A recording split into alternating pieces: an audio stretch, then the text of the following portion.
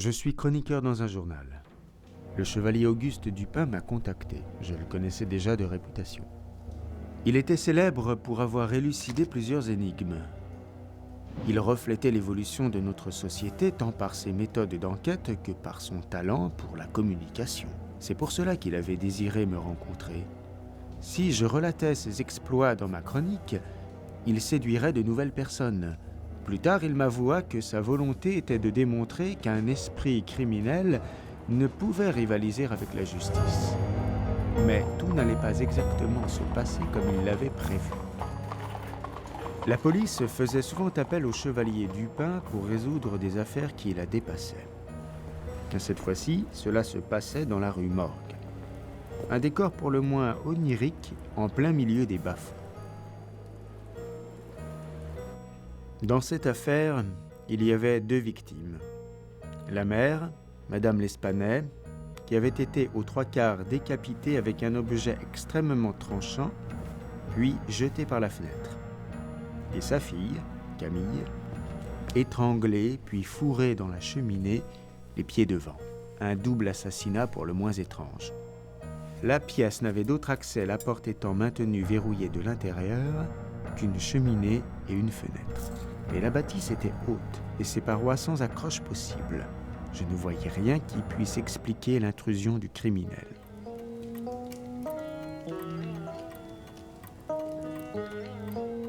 Pour résumer, la police n'avait guère d'indices.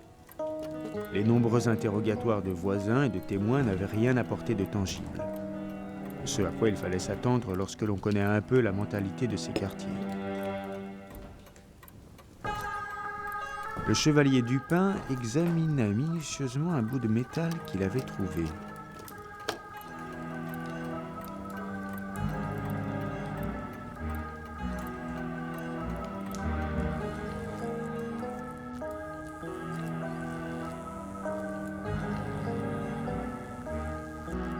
Le chevalier Dupin ne m'avait pas révélé ce que nous faisions ici, mais je savais qu'il était en relation avec le monde des sciences.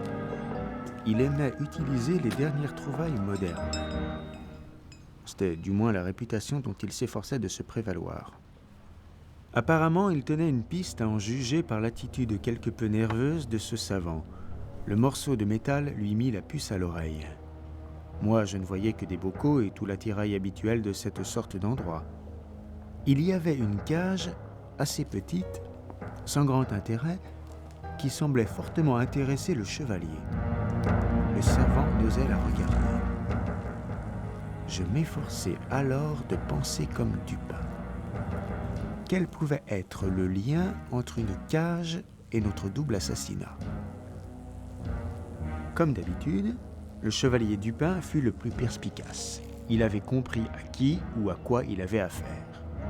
Et fonça tête baissée dans le piège. Je ne savais pas vraiment ce qui avait poussé le chevalier Dupin à revenir ici. Nul doute qu'il avait préparé minutieusement cette petite mise en scène.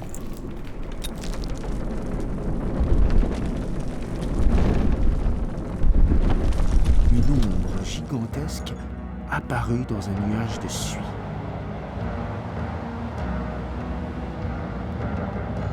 Je me précipitai à leur trousse, mais je n'avais pas les onces du chevalier Dupin.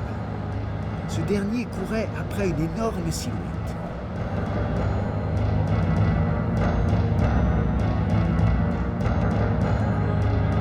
Mais soudain, il tomba dans le vide.